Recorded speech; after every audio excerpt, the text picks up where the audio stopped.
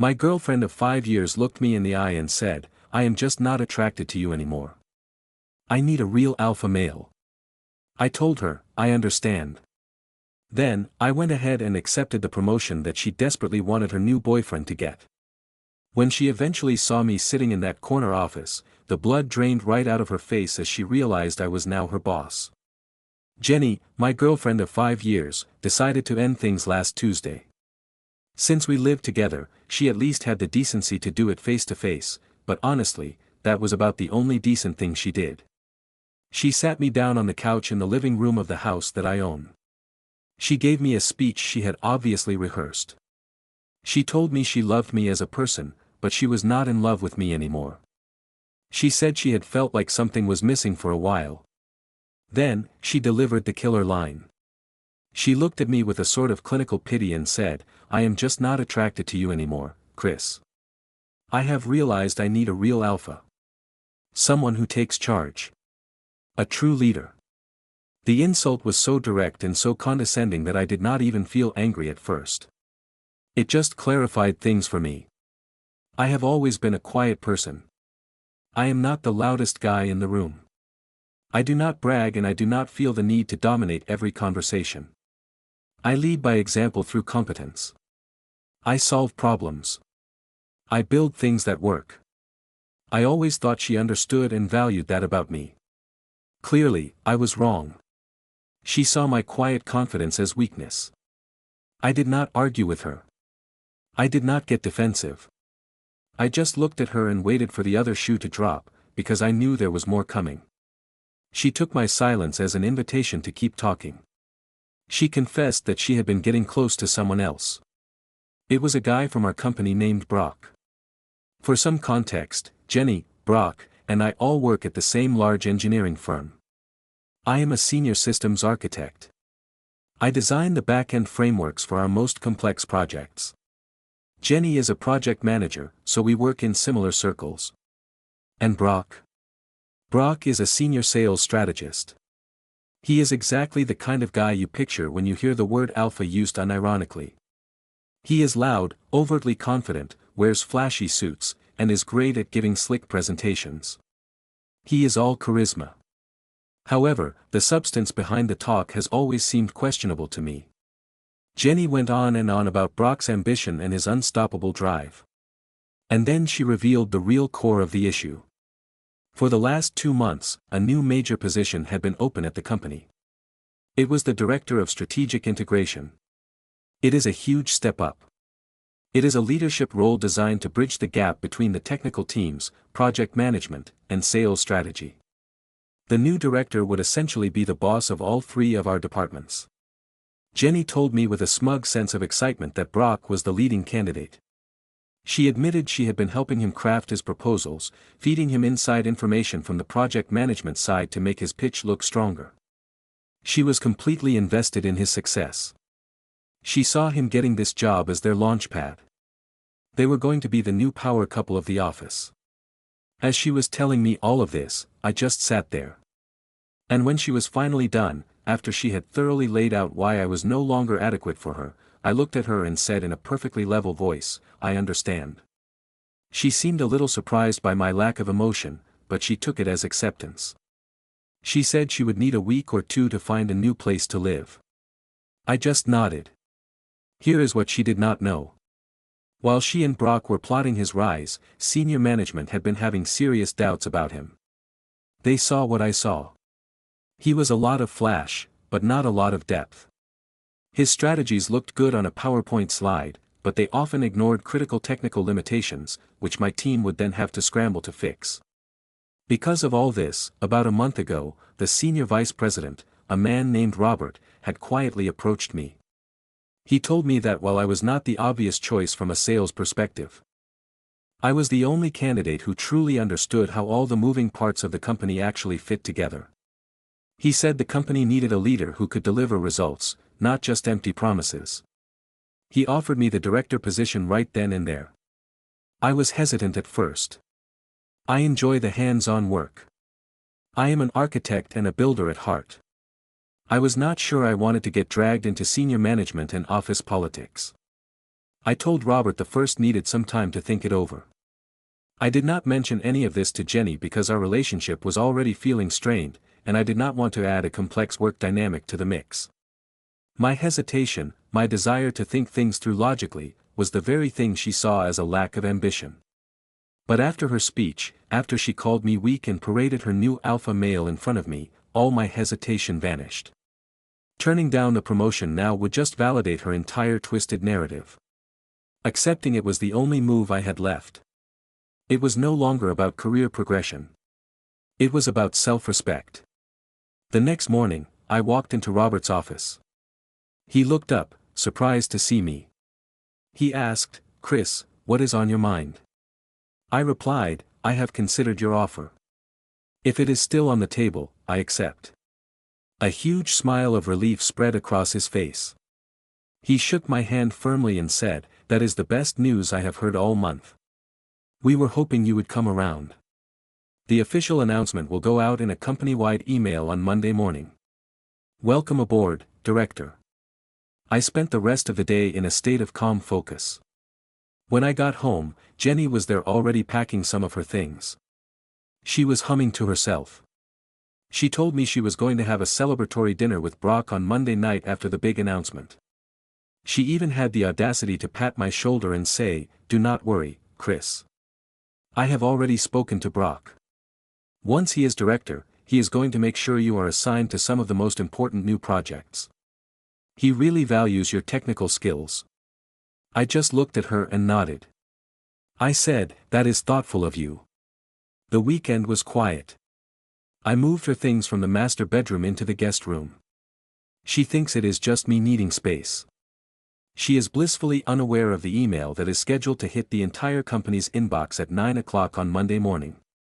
She thinks she is hitching her wagon to a rising star. She has no idea she is about to be introduced to her new boss. Here is update number 1. Monday morning arrived with a strange sense of inevitability. The atmosphere in the house was thick with a tense, awkward silence. Jenny, however, seemed to be floating on a cloud of smug satisfaction. She was more talkative than she had been in months, going on about the celebratory dinner she and Brock had planned for that evening. As we were getting ready for work, she stood in the doorway of the bathroom while I was shaving and gave me a piece of unsolicited advice. She started, "You know, Chris. You are a great architect, probably the best in the company, but you just do not have that leadership spark. You should really learn from Brock. Watch how he commands a room. It might help you in the long run." I just rinsed my razor, wiped my face, and looked at her in the mirror. I said, "I will keep that in mind." We drove to the office in separate cars, a routine we had started a few weeks ago as the distance between us grew. I got to my desk at 8:30, cleared out a few old files, and prepared for the day. Jenny was at her workstation, chatting excitedly on the phone, no doubt with Brock. At exactly 9 o'clock, a new email notification popped up on my screen. It popped up on everyone's screen. The subject line was short and sweet. Announcement, new Director of Strategic Integration. I did not even open it. I did not need to. Instead, I just watched Jenny. I saw her click on the email. Her face was lighting up, expecting a victory. I saw her eyes scan that first line, and then I watched as every bit of color just drained right out of her face. She went from looking tanned and glowing to a pale, sickly white in about 3 seconds. Her mouth fell open a little bit. She blinked and read the email again. Then she read it a third time. From all the way across the office, I could see her hands start to shake. She slowly lifted her head, and her eyes scanned the room until they locked onto mine. I did not smile. I did not gloat. I just held her gaze with a perfectly neutral expression. The sight of me, calm and already back to work, seemed to be what broke her trance. She shot up from her chair and marched straight toward my desk. Several heads turned to watch her go. She was moving with so much force that she was practically vibrating with rage. She stopped right in front of my desk with her fists clenched. She hissed, "What is this?" Her voice was low and shaking. "This is some kind of joke, right? How did you do this? You stole this from him." Her voice was getting louder and she was causing a scene.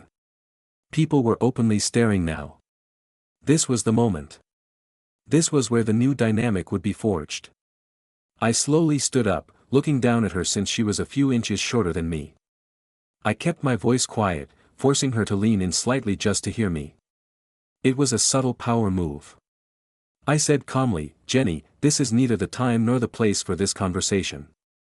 My door is always open, but I expect you to conduct yourself professionally. We have a project status meeting scheduled for 10 o'clock. I will see you in the main conference room. We can discuss your concerns about the project pipeline at that time." The color returned to her face in a hot, angry flush. She was speechless. She had walked over to confront her ex-boyfriend, the man she had just deemed a weakling. But she was now being addressed as a subordinate by her new boss. She stood there for a few more seconds, sputtering, before she seemed to realize that everyone was watching her unprofessional outburst. She turned on her heel and stormed back to her desk. Across the building, I could only imagine the meltdown Brock was having. His entire strategy, his entire identity at the company, was built on bravado and the perception of being the next in line. Now, he did not just lose the promotion. He lost it to me. That evening, the confrontation at the house was exactly what I expected. She was waiting for me when I walked in the door. She accused me of being a manipulative, vindictive snake. She said I had planned this all along just to humiliate her. I let her vent until she ran out of steam. When she was finally finished, I spoke up. I said, "I did not do this to you, Jenny. I did this for myself. You made it very clear what you value in a partner. You said you wanted an alpha, a leader, someone who takes charge. You made your choice based on your perception of strength. It seems you just backed the wrong horse." I walked past her and went to the kitchen to get a glass of water. I continued with my back turned to her. "You are right about one thing, though. The dynamic has changed. It is completely inappropriate for you to be living here anymore. This is my house. I need you to find a new place to live. You have 1 week." The fight went out of her then, replaced by a dawning horror. The reality of her situation was crashing down on her all at once. Her alpha boyfriend had failed. She had lost the dream of being a power couple. And now, she was losing her home. Her plan had not just failed. It had backfired in the most spectacular way imaginable. Here is update number 2. It has been 2 weeks since I was promoted, and the fallout has been both predictable and satisfying. The first week was all about establishing my authority, and Jenny and Brock did not make it easy. But their attempts to undermine me only ended up cementing my position. My first official act as director was to call a meeting with the heads of all the departments now under my supervision. This, of course, included Jenny representing her project management team and Brock representing sales strategy. I wanted to review the entire project pipeline to identify any risks. Brock came into the meeting with his usual swagger, but it was brittle. He was trying to act as if nothing had changed.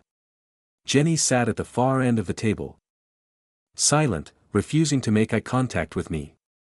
The main topic of the meeting was a major new initiative that Brock had been championing for months. It was his baby, the cornerstone of his pitch for the director role. Jenny had been its biggest supporter, ensuring her project managers prioritized it above everything else. When it was Brock's turn to present, he put on his usual show. He walked us through a slick presentation filled with impressive-sounding buzzwords and optimistic projections. When he finished, he looked around the room expecting applause. Instead, I spoke up. I said evenly, "Thank you, Brock. The projections are certainly ambitious. However, I have spent the weekend reviewing the core architecture required to support this strategy. Can you please turn to slide 17 where you outline the data integration process?" He fumbled with the remote, a flicker of uncertainty crossing his face. He brought up the slide. I continued, speaking to the entire room. "As I see it, your strategy relies on real-time data synchronization between our legacy inventory system and the new cloud-based analytics platform. However, the legacy system's API has a hard query limit of 1,000 requests per hour. Your plan, as outlined here, would require a minimum of 10,000 requests per hour during peak business times. The system as it currently exists cannot support this. It will fail. I was not aggressive. I just stated the facts. I presented the data. I laid out the core flaw in his entire strategy. It was a flaw that anyone with deep technical knowledge would have seen, but which he, in his sales-focused world, had completely ignored. The room was silent. Brock's face went red. He had no answer. He stammered something about his technical consultants assuring him it would work. I said simply, "Then your consultants were wrong. We need to shelve this initiative pending a complete architectural review. I want a viable plan on my desk in 2 weeks, not a PowerPoint deck. Jenny, please have your team deprioritize all resources allocated to this project and move them to the Phoenix project effective immediately." Jenny just nodded, her face pale. She had to sit there and publicly dismantle the very project she had championed. The one that was supposed to be her and Brock's ticket to the top. In one 10-minute exchange, I had exposed Brock's incompetence and reasserted control over the company's direction, all by simply doing my job. Their next move was to try and rally support. Jenny began complaining to her work friends, people she used to have lunch with, about how awkward and uncomfortable I was making things. She went around hinting that I was creating a hostile work environment. She claimed I was using my new position just to punish her for our breakup. It backfired in a big way. The people in our company, especially the guys on the technical side, value competence above everything else. They had all seen Brock's flashy presentations, and they had all been forced to deal with the messy reality of his flawed plans. They respected my work. They saw me kill a bad project and save the company millions in wasted resources. They did not see a vindictive ex-boyfriend. They saw a competent leader cleaning house.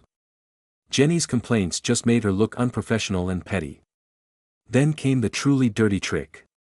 Since they were defeated professionally, they decided to try and attack my reputation.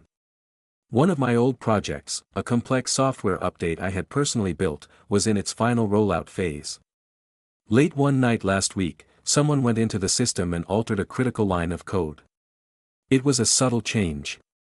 It was one that would not cause an immediate crash, but it would create a serious data corruption issue about a week down the line. It was designed to make it look like I had left a ticking time bomb in the system right before my promotion. It was a direct attempt to make me look incompetent to senior management. It was a clumsy, desperate move. The next morning, during a routine check, I immediately noticed the anomaly in the code. It was not my work. The logic was sloppy. I did not panic. I did not even mention it to anyone at first. Instead, I went directly to our company's cybersecurity logs. Every single change and every single login is tracked and time-stamped. It took me less than an hour to find it. The unauthorized change was made at 10:47 at night the previous evening.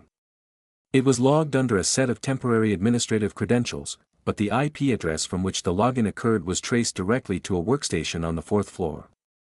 It was Brock's workstation. I now had concrete, undeniable proof of direct corporate sabotage. He was not just incompetent. He was a liability, and I had him. Here is the final update. It has been 3 months since my promotion, and the final pieces of this chapter have fallen into place. The story of Brock and Jenny at our company is officially over. After discovering the evidence of sabotage, I did not confront Brock or Jenny directly. That would have been messy and unprofessional. Instead, I acted like the director they accused me of not being. I compiled my evidence. I had the logs showing the IP address, the timestamp of the unauthorized change, and the original code versus the altered code.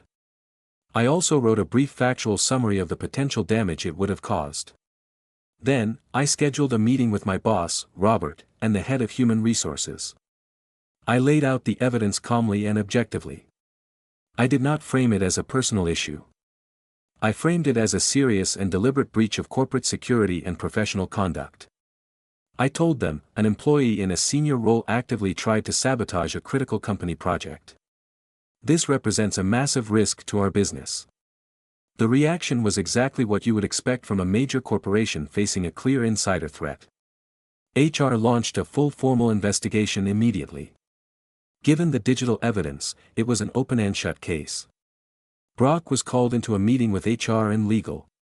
He apparently tried to deny it at first, but when they presented him with the logs tracing the action directly to his workstation at a time when security footage showed him in the building, his story fell apart. He was terminated for cause, effective immediately. He was escorted from the building by security, carrying his belongings in a cardboard box. Being fired for gross misconduct is a black mark on a career, one that is very difficult to recover from. The investigation naturally led to Jenny. While there was no direct proof that she participated in the sabotage, her known relationship with Brock, her public outburst on the day of my promotion, and her complaints to colleagues about me creating a hostile environment painted a very clear picture. She was found to be part of a pattern of unprofessional behavior that was contributing to a toxic work atmosphere. She was not fired, but her fate was almost worse. She was given a final written warning and was laterally transferred to a different division. It was a bureaucratic backwater of the company that handles legacy accounts. Her project manager title remained, but the projects were meaningless. Her career progression at the company was permanently stalled. She was professionally isolated, working a dead-end job, and stripped of any influence or prestige. The power couple was finished. Brock was unemployed and disgraced. Jenny was sidelined and humiliated. The grapevine, as always, filled in the rest. Brock is reportedly still struggling to find a new position. The story of why he left our company has, of course, made the rounds in our industry. Jenny lasted another month in her new role before she quietly resigned. She could not handle the daily humiliation of her demotion or the looks from former colleagues who knew the whole story. The last I heard, she had moved out of the city. As for me, I am thriving. My department is running more efficiently than ever. We have successfully launched 2 major projects, and the team morale is high. The respect I get from my colleagues is earned not through loud talk or empty charisma, but through steady leadership and proven results. My work speaks for itself. Looking back, Jenny was right about one thing. She said she needed an alpha, but her idea of what that meant was completely wrong. She was drawn to the loudest, flashiest peacock in the room, mistaking his bravado for strength. She failed to understand that real strength and real leadership are not about the noise you make. It is about the foundations you build, the problems you solve, and the quiet confidence that comes from knowing you are competent and in control of your own destiny. She went looking for her alpha, and in the end, she found one. She just never realized it was the man she was leaving behind.